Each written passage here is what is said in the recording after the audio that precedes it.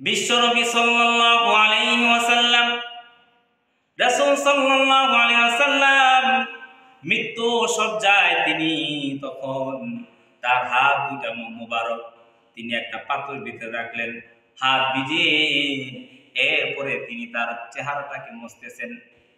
বিশ্বনবী সাল্লাল্লাহু আলাইহি ওয়াসাল্লাম তিনি তখন পড়তেছিলেন লা ইলাহা ইল্লাল্লাহ, লা ইলাহা ইল্লাল্লাহ, এই কালেমা তিনি পড়তেছিলেন আর বলতেছিলেন ইন্না লিল মাউতি সাকারাত, ইন্না লিল মাউতি সাকারাত, নিশ্চয় মৃত্যু যন্ত্রণা কঠিন, মৃত্যুর যন্ত্রণা, এই কথা বলতেছেন।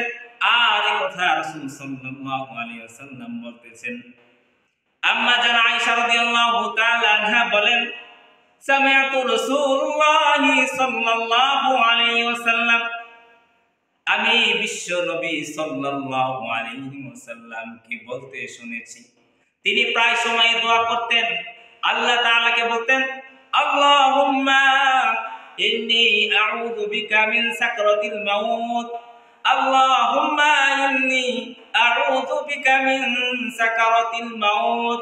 রাসূল সাল্লাল্লাহু আলাইহি ওয়াসাল্লাম প্রায় সময় মৃত্যু যন্ত্রণা থেকে আল্লাহ তাআলার কাছে পানা চেতেন, মৃত্যু যন্ত্রণা যেন না হয় আল্লাহ তাআলার কাছে প্রায় সময় দোয়া করতেন। মহানবী বিশ্বনবী সাল্লাল্লাহু আলাইহি ওয়াসাল্লাম, যিনি পৃথিবীর মহামানব, যিনি সর্বশ্রেষ্ঠ মানব, তার যদি এই অবস্থা হয়, তিনি যদি এই দোয়া করেন মৃত্যু যন্ত্রণা থেকে তিনি যদি পানা চায়, অথচ আপনার আমার কি অবস্থা?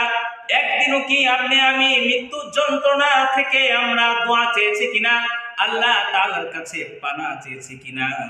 অথচ দেখা যায় অনেকে আমরা এই দোয়াটাই কিন্তু পারি না।